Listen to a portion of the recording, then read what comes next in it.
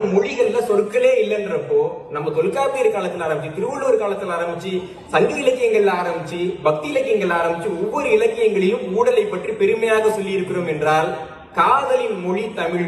தமிழ் மொழியில் இருக்கக்கூடிய சொற்கள் எந்த மொழியிலும் இன்றைக்கு வரை இல்லை என்பதுதான் உண்மை நண்பர்களே.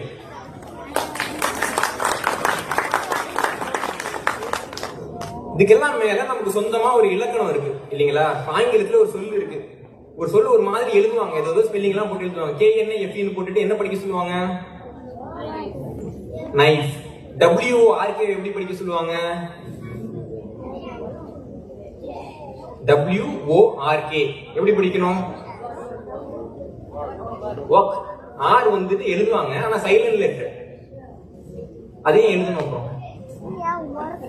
நம்ம ஊர்ல ஒரு பழக்கம் வச்சிருப்பாங்க பாத்தீங்களா? கேபிட்டலுக்கு என்ன ஸ்பெல்லிங்? புது ஆங்கிலத்துல TAL கேபிட்டல் முடியும், பழைய ஆங்கிலத்துல கேபிட்டோல்னு முடியும், TOL அப்படின்னு போடுவாங்க. ஏன் வந்துட்டு அவங்க ஓ போட்டாங்க, ஏன் இந்த இடத்துல ஏ போட்டாங்க, ஏன் வந்துட்டு கேன்றது சைலண்ட் லெட்டர், ஏன் ஆறுங்கிறது சைலண்ட் லெட்டர் யாராவது இங்க சொல்ல முடியுமா?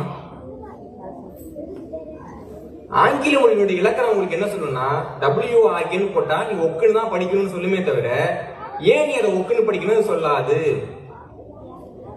இந்த இலக்கணத்தை எப்படி பயன்படுத்துறதுன்னு சொல்லாது. என்ன காரணம்னா, ஆங்கில மொழிக்கு பல்வேறு மொழிகள்ல இருந்து சொற்கள் எடுக்கிறப்போ அந்த சொற்கள் மட்டும் தனியா வரல, அந்த இலக்கணமும் சேர்ந்து வந்துருது கூடவே. வர்றப்ப அதை பயன்படுத்துறப்ப என்ன ஆகுதுன்னா, ஆங்கில மொழிக்கு ஏற்கனவே ஒரு இலக்கணம் இருக்குல்ல, அந்த இலக்கணத்துக்கு இந்த வார்த்தைக்கு ஒரு முரண்பாடு இருக்கு.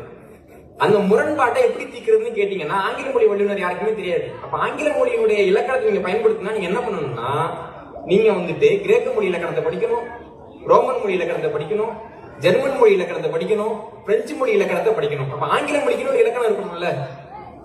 இப்ப இந்த எல்லா மொழிகளுடைய இலக்கணமும் சேர்ந்ததான் ஆங்கில மொழியோட இலக்கணம்.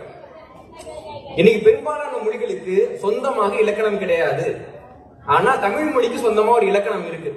இப்ப தமிழ் மொழியில இருந்து ஆங்கில மொழிக்கு ஏதாவது இலக்கணம் போயிருக்கணும்ல, இல்லீங்களா? இத்தனை மொழிகள் இருந்து எடுத்திருக்காங்கன்னா தமிழ் மொழியில இருந்து எடுத்துக்கணும்ல. அப்ப என்ன இலக்கணம் போச்சுன்னு பாக்குறப்போ ஒரு உதாரணம் சொல்றேன்.